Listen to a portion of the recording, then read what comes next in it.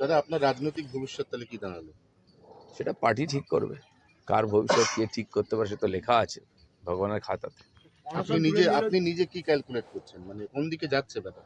আমাকে ভারতীয় জনতা পার্টি নিয়ে এসে তার জায়গা দিয়েছে পার্টিতে। আমি রাজনীতি করতে নিজে থেকে আসিনি, আমার সেটা কোনোদিন করিও নি।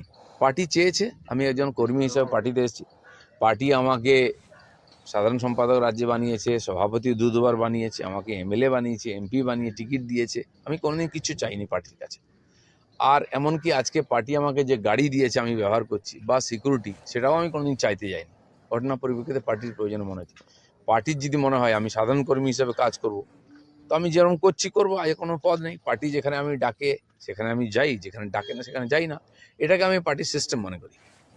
আমরা সবসময় দিলীপ ঘোষকে চমক দেখি, হঠাৎ করে কোনোদিন সকালে শুনবো না তো যে দিলীপ ঘোষ তৃণমূলে জয়েন করেছে। কল্পনা করতে তো পয়সা লাগে না, করো না। না মানে কল্পনা আমরা কি করব, মানে আপনি কি সেটা অনেকেই করছে তো, কেউ তো কল্পনা করে এটা বার করেছে। এবং এই কল্পনা কি প্রতি মাসে 2 মাসে পাল্টে 21 তারিখ অবধি আবার ডেট দেওয়া হয়েছে। আগে অনেকগুলো তারিখ হয়ে গেছে, আবার 21 তারিখ, তারপরে আবার অন্য ফান্ডা শুরু হবে। তো কিছু তো মার্কেটে থাকতে হবে। কিছু লোক এই করে মার্কেটে থাকার চেষ্টা করে। দিলীপ ঘোষ তো মার্কেটে আছে।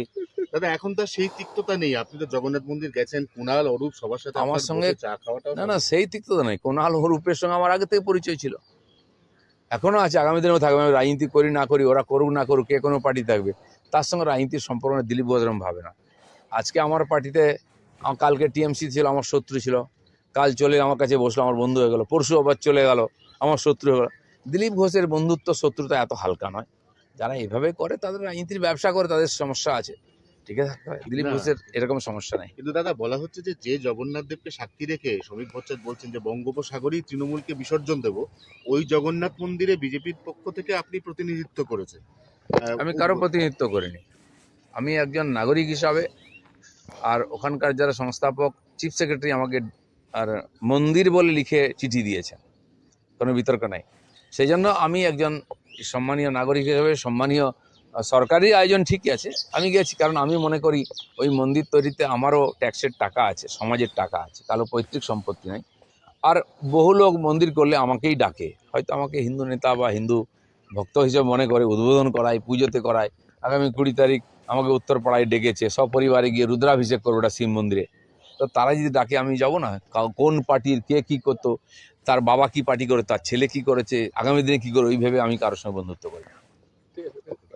শুনলেন দিলীপ ঘোষের কথা? আপনাদের কি কোথাও মনে হচ্ছে কি দিলীপ ঘোষ তৃণমূল জয়েন করতে পারে? বড় বড় YouTuber, news channel propaganda set করছে কি যে দিলীপ ঘোষ তৃণমূল জয়েন করতে পারে। কিন্তু আমি আপনাদের ক্লিয়ার করে বলতে চাই কি দিলীপ ঘোষ তৃণমূলে একদম জয়েন করবে না। কারণটা আপনাদের সব জানাবো, তার আগে বলে দিই কি আমি অপু মাহাতো, আপনারা দেখছেন দি অপু ইউটিউব চ্যানেল। বলা আছে কি যে বিজেপির বড় বড় নেতারা দিলীপ ঘোষকে গুরুত্ব দিতে ছাড়িয়ে দিয়েছে, কিন্তু আপনাদের আমি ক্লিয়ার করে বলতে চাই যে আগের মতন এই দিলীপ ঘোষকে গুরুত্ব দেওয়া হচ্ছে।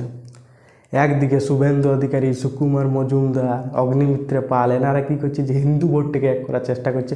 আর অন্যদিকে বাইরে থেকে দিলীপ ঘোষ কী চেষ্টা করছে যে মুসলিম ভোটটাকে ভাঙার।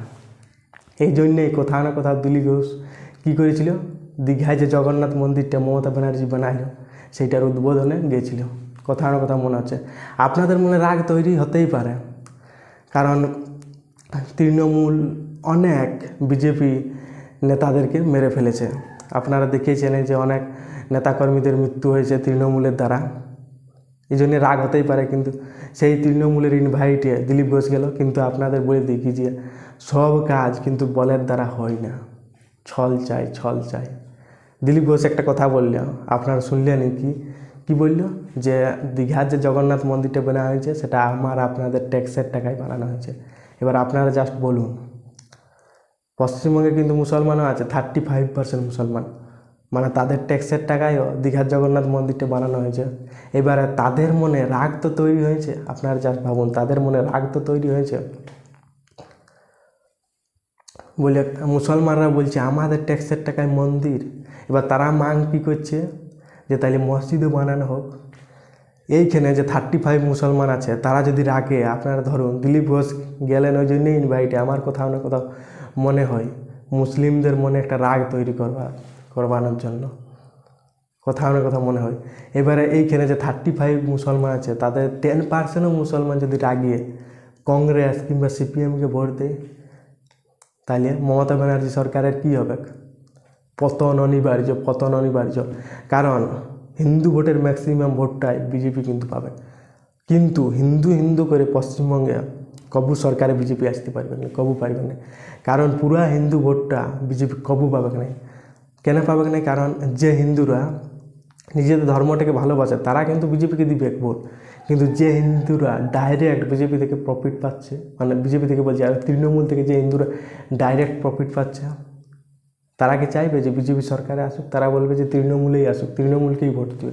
এই জন্য পুরা ভোটটা কিন্তু কবু বিজেপি পাবে না। এই জায়গায় বিজেপিকে কী করতে হবে? যে মুসলিম ভোটটা যেমন তৃণমূল পুরা না পায়, সেই মুসলিম ভোটটাকে ভাঙার কিন্তু বিজেপিকে চেষ্টা করতে হবে। আর সেই কাজটাই কোথাও না কোথাও আমার মনে হয় দিলীপ ঘোষ করেছে।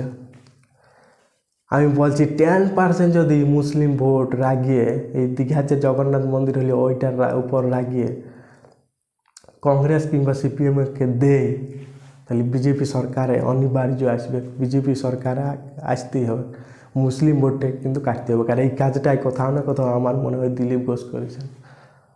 কোনো অন্তর্দ্বন্দ্ব লয়, কোনো কিছু লয়, এইটা একটা আমার কোথাও না কোথাও বিজেপির একটা চাল।